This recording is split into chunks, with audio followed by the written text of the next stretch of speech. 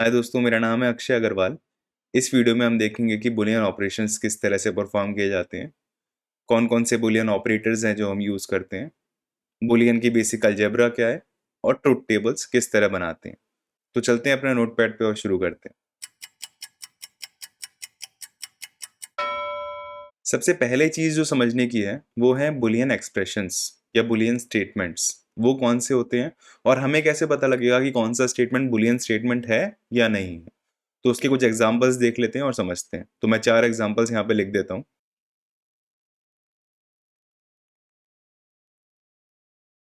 तो अब ये 4 स्टेटमेंट्स हमारे पास रेडी हैं। पहला स्टेटमेंट है Ram want to drink T.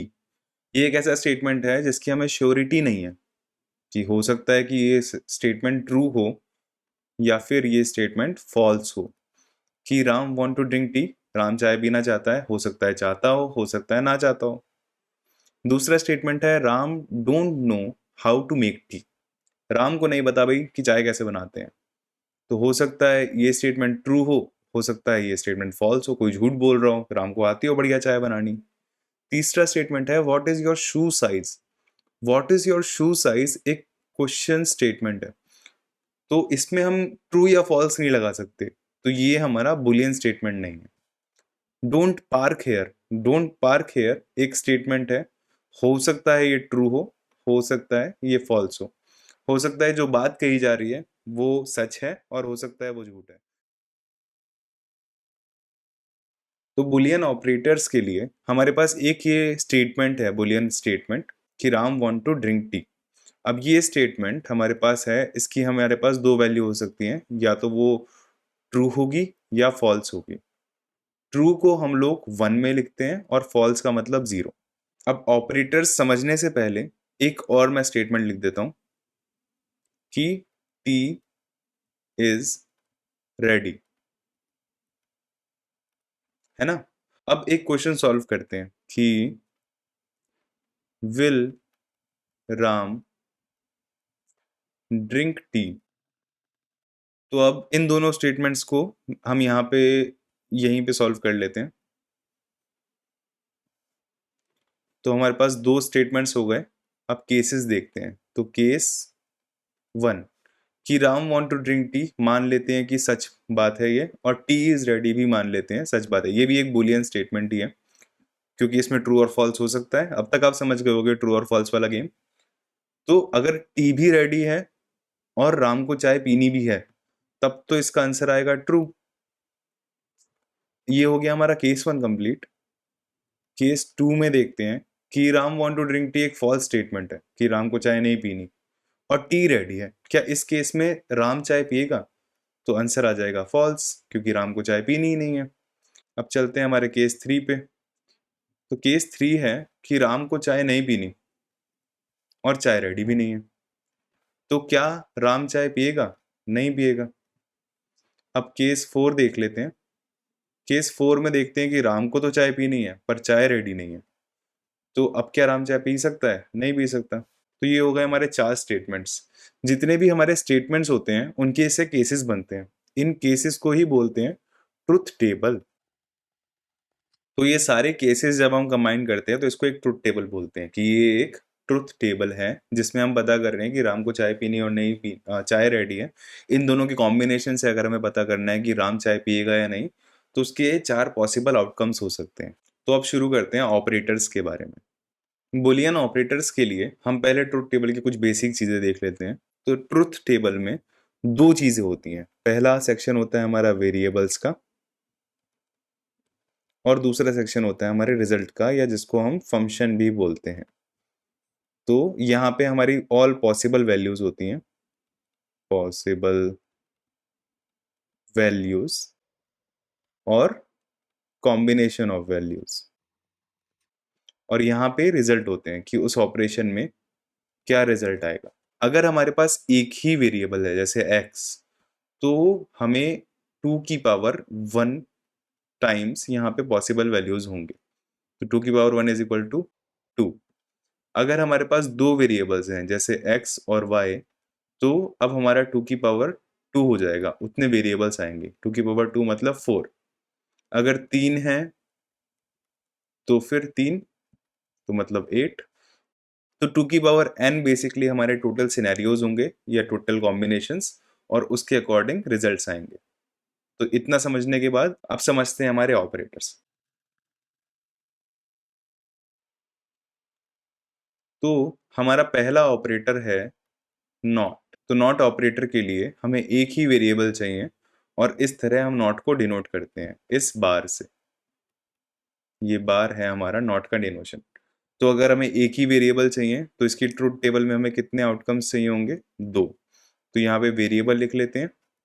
यहाँ पे हमारा पॉसिबल नंबर्स 0 और 1, और ये हो जाएगा हमारा फंक्शन कि नॉट ऑपरेटर परफॉर्म करके क्या मिलेगा।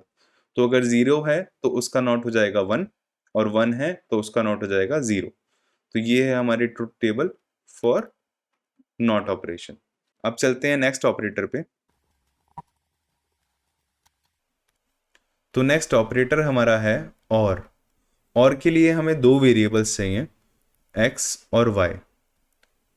और को हम लोग प्लस सिंबल से डिनोट करते हैं। तो x प्लस वाई मतलब x और y की हम बात कर रहे हैं। अगर वेरिएबल दो हैं तो पॉसिबल आउटकम्स कितने होंगे? 4। ये हम समझ चुके हैं लास्ट सेक्शन में। तो एक बार मैं इसकी ट्रुथ टेबल बना लेता हूँ।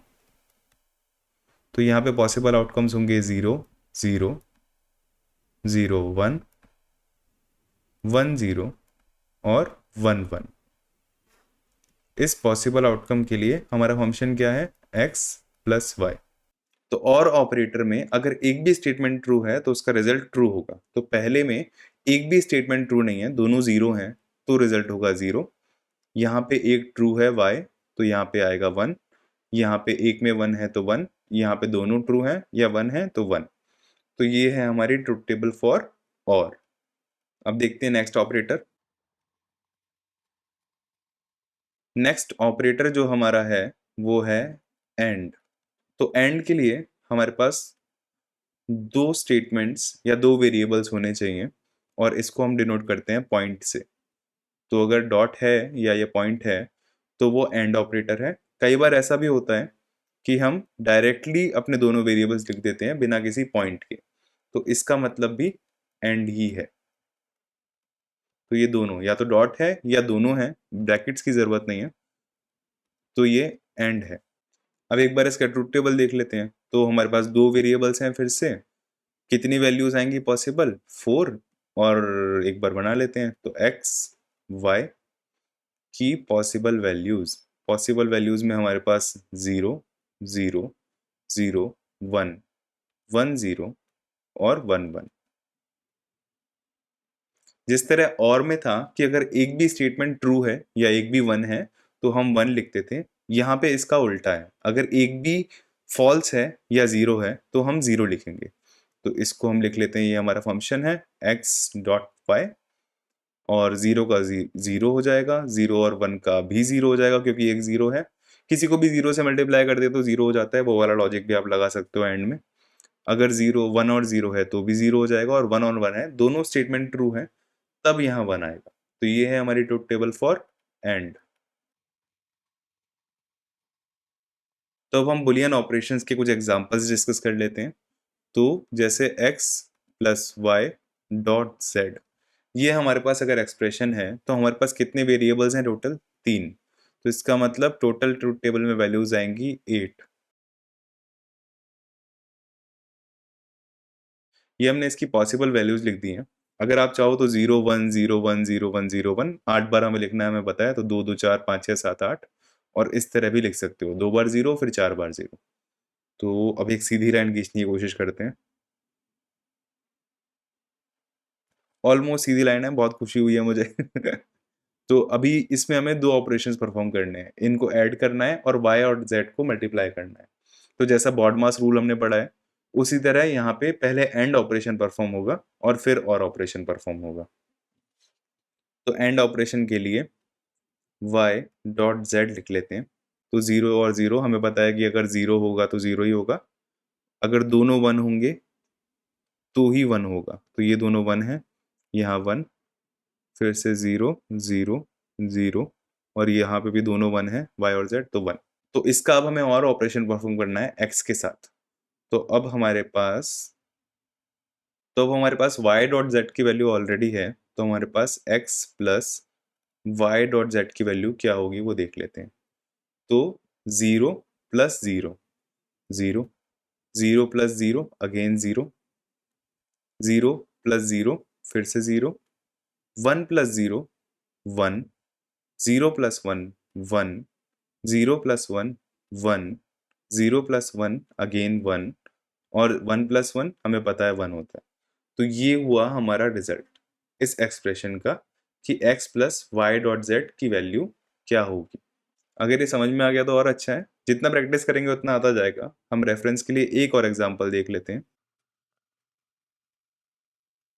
तो इसमें हम 3 वाला एग्जांपल देख लेते हैं और सारे ऑपरेटर्स ले आते हैं। तो x plus Y dot z का नॉट प्लस x का नॉट।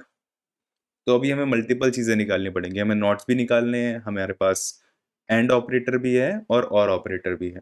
तो हमारे पास 3 वैल्यूज़ हैं, तो 2 की पावर 3 इज इक्वल टू 8, तो 8 पॉसिबल कॉम्बिनेशंस हैं इन वैल्यूज़ के। तो हम यहाँ पे लिख लेते हैं x, यहाँ पे y और यहाँ पे z।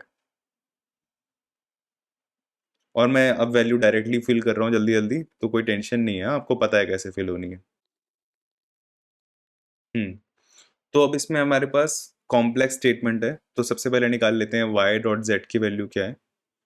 या हम x के नॉट की वैल्यू भी निकाल सकते हैं पहले। तो x के नॉट की वैल्यू क्या है, इसका उल्टा हो जाएगा। तो यहाँ आ जाएगा 1 1 1 1 और 0 0 0 0। नेक्स्ट हमें वैल्यू निकालनी है y डॉट z के नॉट की। तो पहले y डॉट z की वैल्यू निकाल लेते हैं। तो y डॉट z की वैल्यू क्या हो जाएगी, 0 0 है तो 0, 0 1 भी 0, 1 0 भी 0, 1 1 1 1 1 और 0 0 फिर से 0, 0 1 फिर से 0, 1 0 फिर से 0 और 1 1 फिर से 1। y एंड z का नॉट हमें निकालना है, तो 0 हो जाएगा 1 और जहाँ 1 है वो हो जाएगा 0। तो अब हमारे पास ये स्टेटमेंट आ गया है। अब हम करते हैं x plus Y dot z का नॉट। तो इसको करने के लिए x हमारे पास यहाँ पे है और y z का नॉट यहाँ पे है। तो 0 plus 1 1, 0 plus 1 again 1, 0 plus 1 again 1, 0 plus 0 0, 1 plus 1 1, 1 plus 1 1, 1 plus 1 1 और 1 प्लस 0 0। अब ये भी हमारे पास आ गया। अब हमको चाहिए फाइनल आउटपुट। तो फाइनल आउटपुट के लिए हम पूरा एक्सप्रेशन लिख देते हैं, x प्लस वाई जेड का नॉट प्लस x का नॉट। तो हमारे पास x नॉट की वैल्यू यहाँ पे है और x प्लस वाई जेड का नॉट की वैल्यू यहाँ पे है। तो 1 plus 1 1, 1 plus 1 again 1, 1 plus 1 1, 1 plus 0 1, 0 plus 1 1, 0 plus 1 1, 0 plus 1 1 और 0 प्लस 0 0। तो ये हो गई हमारी फाइनल वैल्यू। तो ये हो गया हमारा बड़ा क्वेश्चन सॉल्व। अब इसमें ये समझ में आ चुका है हमें कि कोई भी क्वेश्चन बड़ा नहीं है, बस हमें स्टेप्स में उसको ब्रेक करना है और हो जाएगा। अगर ऑपरेटर 2 होंगे तो 2 की पावर 2 मतलब 4 होगा, और ऑपरेटर 4 भी हुए अगर तो 16 का बन जाएगा। ये 8 का बना है। नेक्स्ट में क्या हो जाएगा, यहाँ पे सब में आ जाएगा पहले 0 और फिर 1, तो ये 16 का बन जाएगा। इसी तरह इसको ब्रेक कर करके हमने जैसे सॉल्व किया वैसे ही सारे क्वेश्चन सॉल्व होंगे। अब मैं इसको रब कर देता हूँ। तो जो नेक्स्ट टॉपिक है वो शुरू करते हैं, which is basic theorems of Boolean algebra. ये डबल टिक भी हटा देते हैं। ठीक है, शुरू करते हैं। तो कुछ बेसिक रूल्स हैं जिसके अकॉर्डिंग हमारे बुलियन ऑपरेशंस परफॉर्म होते हैं। उनमें से जो पहला थ्योरम है वो है properties of zeros and ones. तो मैं यहाँ लिख लेता हूँ टॉपिक। तो इसमें हमारा जो पहला स्टेटमेंट है वो है कि अगर हम किसी को भी ज़ीरो से एडिशन करते हैं तो उसका जो रिस्पॉन्स आएगा वो ज़ीरो पे नहीं एक्स पे डिपेंड करेगा। तो अगर हम इसको एक ट्रुथ टेबल के थ्रू समझें तो एक्स एक ही वेरिएबल है, इसकी पॉसिबल वैल्यू ज़ीरो होंगे या वन होंगे, और ज़ीरो तो हमारा ज़ीरो ही है, तो यहाँ पे दोनों टाइम ज़ीरो लिख देते हैं। तो अब अगर हम ज़ीरो प्लस एक्स करेंगे तो ज़ीरो प्लस ज़ीरो तो 0 + 0 0 रहेगा और 0 + 1 1 रहेगा। तो यही है हमारा पहला लॉ कि अगर हम 0 को किसी भी नंबर के साथ और करते हैं तो रिजल्ट वो दूसरा वेरिएबल मिलेगा, जैसे यहाँ पे मिला। सेकंड जो इसमें है वो है कि अगर हम 0 को किसी के भी साथ एंड करेंगे तो वो हमें 0 ही मिलेगा। जैसे अगर इसका एक ट्रुथ टेबल समझे तो 0 0 है और x में वैल्यू हो सकती है, दो ही वैल्यू हमारे पास पॉसिबल वैल्यूज में है और 0 में तो 0 है ही। तो यहाँ पे अगर हम 0.x करेंगे तो 0 से अगर 0 एंड होगा तो 0 आएगा और 0 से 1 एंड होगा तो भी 0 आएगा।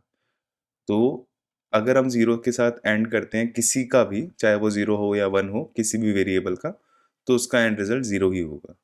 इसमें जो थर्ड पॉइंट है वो है कि अगर हम 1 को किसी के भी साथ और करते हैं तो हमें 1 मिलेगा।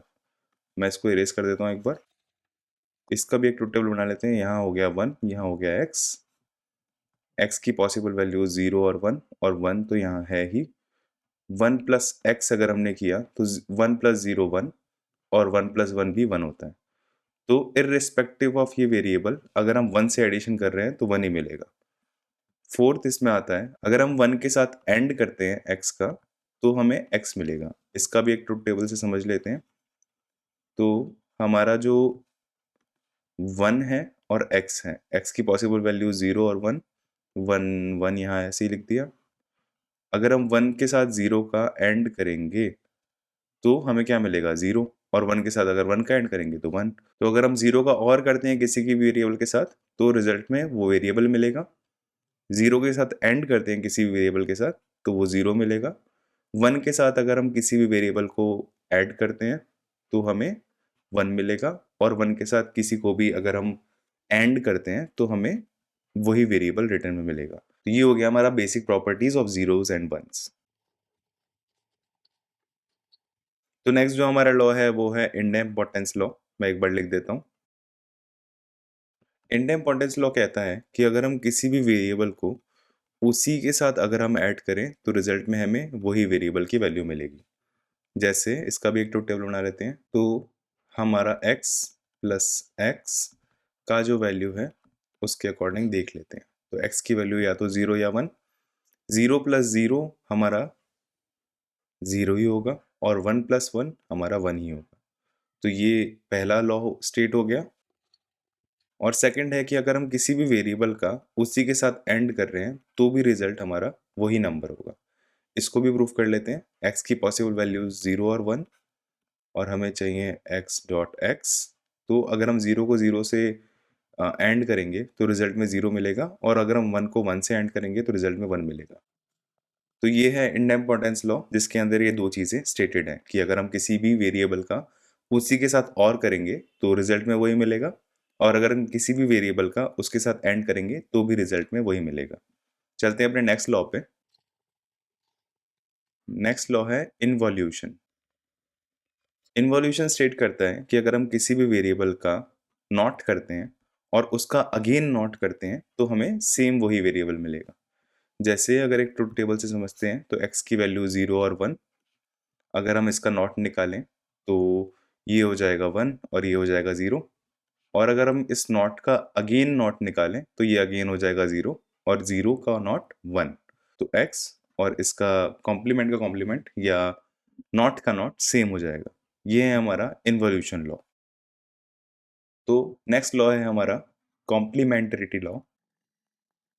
कॉम्प्लीमेंटरिटी लॉ मतलब कि कई बार हम लोग जो नॉट लिखते हैं इस नॉट को कॉम्प्लीमेंट भी बोला जाता है। जैसे अगर 0 है तो 0 का कॉम्प्लीमेंट होगा 1, इसीलिए कॉम्प्लीमेंटरिटी लॉ है। तो इस लॉ में भी दो स्टेटमेंट्स हैं।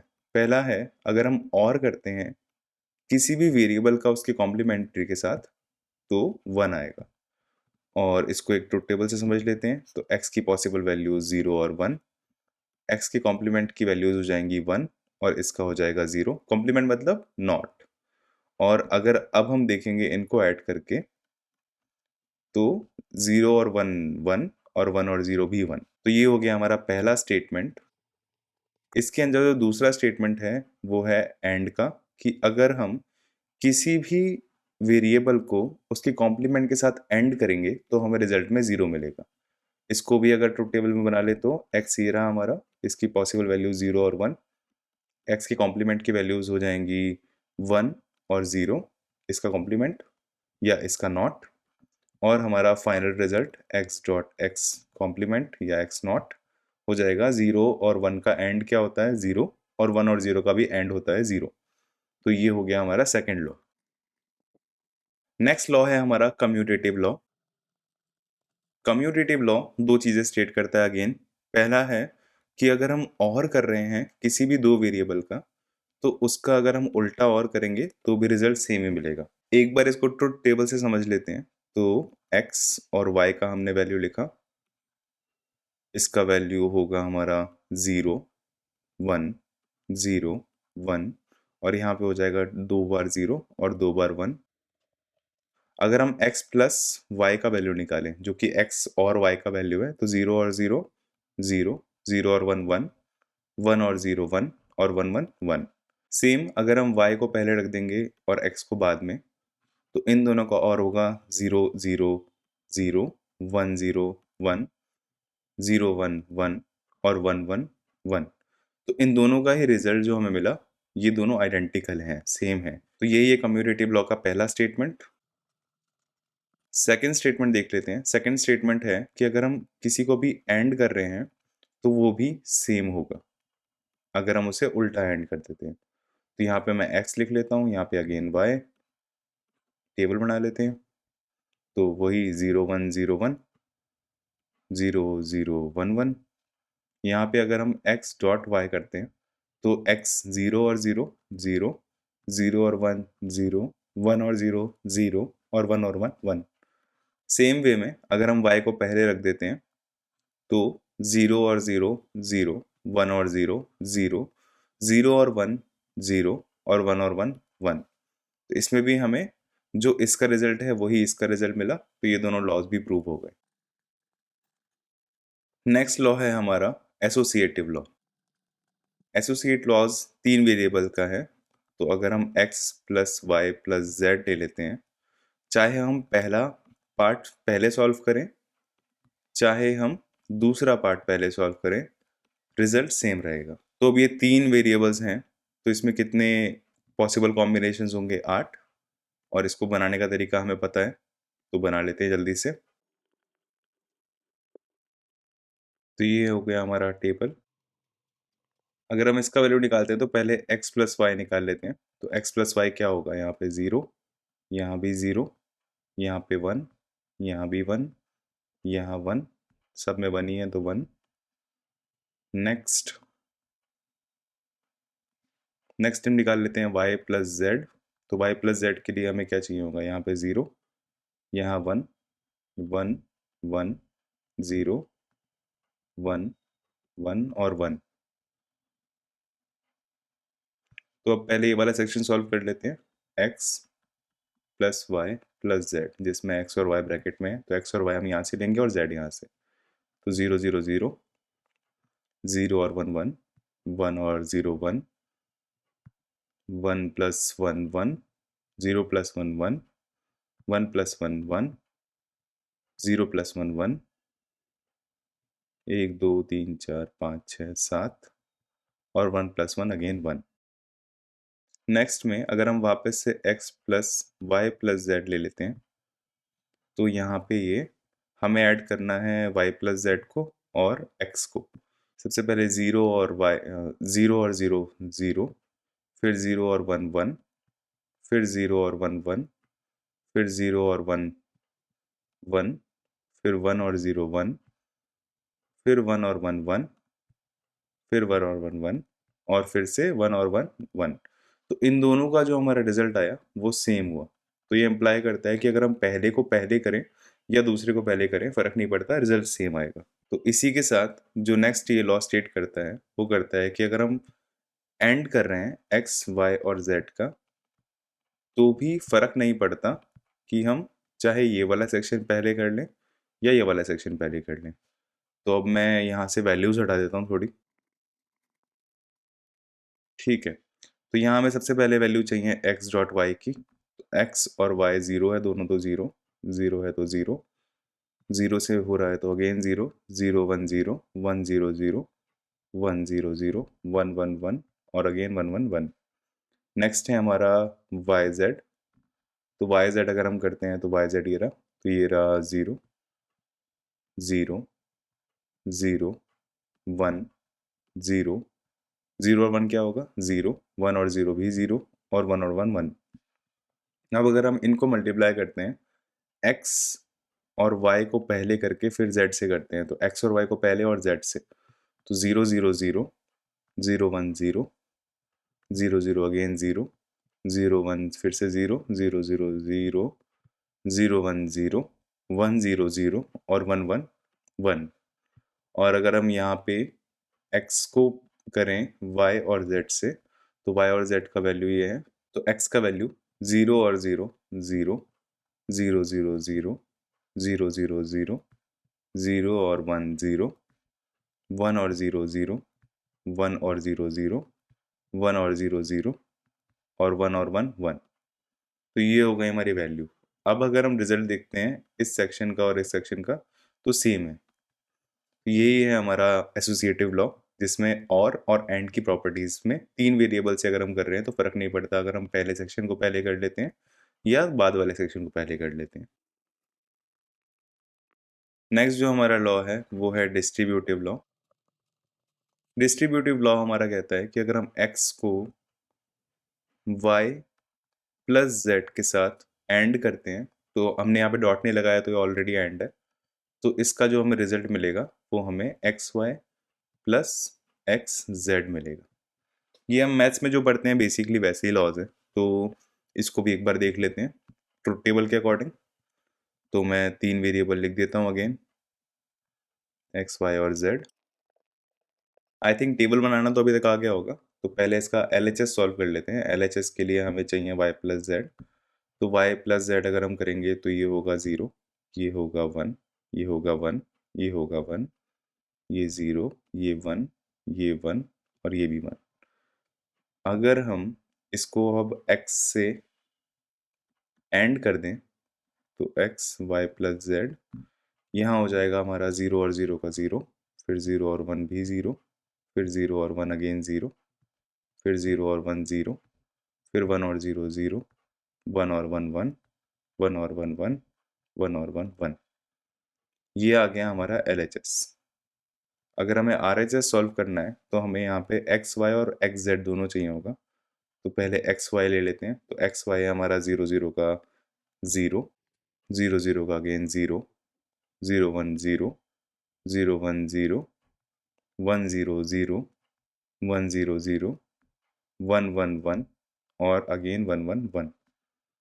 साथ में एक्स जेड हमें चाहिए, तो एक्स जेड भी हम ले लेते हैं। तो यहाँ पे हम एक्स और जेड का एंड करेंगे, 0 और 0 0, 0 1 0, 0 0 0, 0 1 0, 1 0 0, 1 1 1, 1 0 0 और अगेन 1 1 1। अब अगर हम इसका एडिशन कर देते हैं कि हमारा x y plus x z, तो इन दोनों का ये हो गया 0, ये 0, 0 0 0 0 0 1 1 और 1। अब अगर हम इनकी वैल्यूज़ देखेंगे और इसकी वैल्यूज़ देखेंगे तो ये दोनों बराबर हैं। लास्ट के 3 1 है और बाकी के सारे 0। तो इस तरह हमने ये वाला लॉ प्रूव कर लिया ट्रुथ टेबल से। तो इसमें जो हमारा नेक्स्ट लॉ है वो है कि अगर हम x को और करते हैं y z से, तो ये बराबर होगा x प्लस वाई और x प्लस जेड के। तो अब तक हमको ट्रुथ टेबल से सॉल्व करना आ गया है, तो वो वाला सॉल्यूशन मैं नहीं बताता। एक बार इसमें मैथमेटिकल अप्रोच ले लेते हैं, तो उसमें हम लोग LHS RHS जैसे बराबर करते थे वो कर लेते हैं। तो यहाँ हमारा RHS है x प्लस वाई और x प्लस जेड। तो यहाँ x और x एंड हो जाएगा पहले, प्लस x और z प्लस y और x प्लस y और z। किसी भी वेरिएबल का अगर उसी के साथ एंड होता है तो रिजल्ट में वही वेरिएबल आता है। इडेम्पोटेंस लॉ हमने पढ़ चुका है। और अब मैं y और x को पहले लिख देता हूँ, प्लस x और z को बाद में लिख देता हूँ, प्लस y और z तो हमारे पास है ही। तो इसमें से हम कॉमन निकाल लेते हैं x को और 1 प्लस वाई लिख देते हैं, plus x z plus y z. अगर हम किसी का भी 1 से और करते हैं तो रिजल्ट में 1 ही आएगा, तो ये 1 आ गया, plus x z plus y z. अब ऐसा दिखने लगा है लास्ट में वाई जेड तो आ ही गया है, एक्स को अगेन कॉमन निकाल लेते हैं, तो ये हो जाएगा 1 plus z plus y z. अगर हम 1 प्लस किसी के साथ अगेन करेंगे तो ये क्या हो जाएगा 1 और प्लस हो जाएगा वाई जेड। एक्स अगर 1 के साथ एंड हो रहा है तो रिजल्ट में क्या आएगा एक्स प्लस वाई जेड, और यही है हमारा LHS। तो इस बार मैथमेटिकली मैंने प्रूफ कर दिया, ट्रुथ टेबल से आप लोग कर सकते हो, वो मैंने आप लोगों के लिए छोड़ दिया, उससे भी हो ही जाएगा। तो चलते हैं अपने नेक्स्ट लॉ पे। तो हमारा नेक्स्ट लॉ है एब्जॉर्प्शन लॉ। तो एब्जॉर्प्शन लॉ हमारा कहता है कि अगर हम x प्लस एक्स वाई करेंगे तो बराबर होगा x के। इसके लिए एक बार ट्रुथ टेबल बना लेते हैं, तो यहाँ पे x, यहाँ पे y, 0 1 0 1 0 0 1 1। तो अगर हम एक्स वाई निकाल लेते हैं पहले, तो एक्स वाई हो जाएगा हमारा 0 0 0 और 1। अब अगर x प्लस एक्स वाई निकालें तो ये होगा 0 प्लस 0 0 प्लस 0 1 प्लस 0 और 1 प्लस 1। x की वैल्यू और x प्लस एक्स वाई की वैल्यू बराबर है, तो ये हमारा इस तरह सॉल्व हो गया। अगर इसी को हमें थ्योरम से प्रूफ करना होगा तो हम x प्लस एक्स वाई लिखेंगे जो हमारा है LHS, और x को कॉमन ले लेते हैं, 1 प्लस वाई कर देते हैं। 1 के साथ अगर किसी का भी और हो रहा है तो रिजल्ट में 1 ही आएगा, और 1 के साथ भी किसी का एंड हो रहा है तो रिजल्ट में वो वेरिएबल ही आएगा। तो ये हो गया हमारा RHS। नेक्स्ट जो स्टेटमेंट है इस लॉ का वो है, अगर हम x को एंड करेंगे x प्लस वाई से तो भी हमारा रिजल्ट x ही आएगा। इसको भी देख लेते हैं एक बार ट्रुथ टेबल से। तो ये हमारा x, ये हमारा y, 0 1 0 1 0 0 1 1। इसको करने के लिए हम x प्लस वाई पहले कर लेते हैं। तो x प्लस वाई हमारा यहाँ 0 हो जाएगा, यहाँ 1, यहाँ 1 और यहाँ भी 1। फिर x को हम एंड कर देंगे x प्लस वाई से, तो x को अगर एंड करेंगे तो 0 0 0 0 1 0 1 1 1 और 1 1 भी 1। अगर आप ध्यान से देखोगे तो ये जो वैल्यू है इसकी जो आई हैं और x की वैल्यूज बराबर हैं। तो ये तो हो गया इसका ट्रुथ टेबल से। अगर हमें वैसे सॉल्व करना है मैथमेटिकली तो LHS रख लेते हैं। LHS हमारा है x और ब्रैकेट में x प्लस वाई। आगे चलते हैं, एक्सपेंड कर देते हैं इसे, ओपन कर देते हैं ब्रैकेट को, तो x x plus x y. किसी भी वेरिएबल को अगर उसी के साथ एंड करते हैं तो रिजल्ट में हमें वही वेरिएबल मिलता है। जैसे हमने 0 0 का 0 देखा था और 1 1 का 1 देखा था। तो ये हो जाएगा x प्लस एक्स वाई। अब कॉमन निकाल लेते हैं x और यहाँ बचा 1 प्लस वाई। 1 प्लस वाई अगर किसी भी वेरिएबल का 1 से और हो रहा है तो रिजल्ट में 1 ही मिलेगा। ये x ऐसे का ऐसे आ गया। और अगर किसी भी वेरिएबल का एंड हो रहा है तो रिटर्न में वही वेरिएबल मिलेगा। तो ये हो गया हमारा RHS। ये हमारा थ्योरम वाइज भी प्रूव हो गया, ट्रुथ टेबल से भी प्रूव हो गया। एक और लॉ है, वो है थर्ड डिस्ट्रीब्यूशन लॉ। ये स्टेट करता है कि अगर हम x प्लस एक्स का कॉम्प्लीमेंट y कर रहे हैं या x का नॉट y कर रहे हैं तो वो बराबर होगा हमारा x प्लस वाई से। तो इसको भी अगर हमें सॉल्व करना है तो हम ट्रुथ टेबल बना लेते हैं एक। x और y वैल्यूज हो जाएंगे 0 1 0 1 और यहाँ हो जाएगा 0 0 1 1। तो सबसे पहले x का कॉम्प्लीमेंट निकाल लेते हैं, तो यहाँ हो जाएगा 1 1 0 0। फिर निकाल लेते हैं हम x का कॉम्प्लीमेंट और y का एंड, तो ये 1 0 हो जाएगा 0, 1 1 हो जाएगा 1 1 0 0 0 और 0 1 भी 0। नेक्स्ट अगर हम LHS निकाल लें जो कि हमारा है x plus x not y, तो ये हो जाएगा x plus x not y. तो 0 प्लस 0 0 0 प्लस 1 1 1 प्लस 0 1 और 1 प्लस 0 1। तो ये आ गई हमारे LHS की वैल्यू। RHS के लिए हमें सिंपली x और y की वैल्यू निकालनी है। x प्लस वाई 0 0 का 0 0 1 1 1 0 1 और 1 1 1। तो ये दोनों साइड सेम है, LHS और RHS सेम है, तो हेंस ये लॉ भी प्रूव हो गया। आई नो बहुत सारे लॉज एक साथ हमने पढ़ लिए हैं, कोई टेंशन वाली बात नहीं है। पॉज कर करके आराम से देखना, आराम से अपने आप एक बार ट्रुथ टेबल बना लेना, सब क्लियर हो जाएगा। लास्ट जो हमारे लॉज हैं वो है D Morgan's law. D Morgan's law में बेसिकली दो चीज़ें आती हैं। पहला जो लॉ है वो कहता है कि अगर हमें एक्स प्लस वाई का होल कॉम्प्लीमेंट करते हैं तो वो बराबर हो जाएगा हमारा एक्स का कॉम्प्लीमेंट डॉट वाई का कॉम्प्लीमेंट, डॉट मतलब एंड। तो यहाँ पे अगेन हमारे पास दो वेरिएबल्स हैं, एक्स और वाई की वैल्यू 0 1 0 1, एक्स की वैल्यू 0 0 1 1। एक्स प्लस वाई अगर हम करते हैं तो ये आ जाएगा 0, ये आ जाएगा 1, ये आ जाएगा 1 और ये भी आ जाएगा 1। कैसे आया 1 तुमको पता है अभी। इसका अगर हम नॉट कर देते हैं तो ये 0 का उल्टा हो जाएगा 1, 1 का उल्टा हो जाएगा 0, 1 का उल्टा 0 और 1 का उल्टा 0। तो ये आ गया हमारे पास LHS। अब हम चलते हैं RHS की तरफ। तो RHS में हमें x का कॉम्प्लीमेंट चाहिए। x का कॉम्प्लीमेंट मतलब 0 का हो जाएगा 1, 0 का 1, 1 का 0 और 1 का 0। सिमिलरली y का कॉम्प्लीमेंट हो जाएगा 0 का 1, 1 का 0, 0 का 1 और 1 का 0। अब अगर हमें इसको एंड करना है दोनों के कॉम्प्लीमेंट्स को, तो 1 1 का हो जाएगा 1, 1 0 का 0, 0 1 का 0 और 0 0 का भी 0। तो ये हो गया हमारा RHS। अब इनकी वैल्यू सेम है तो ये हो गए प्रूफ।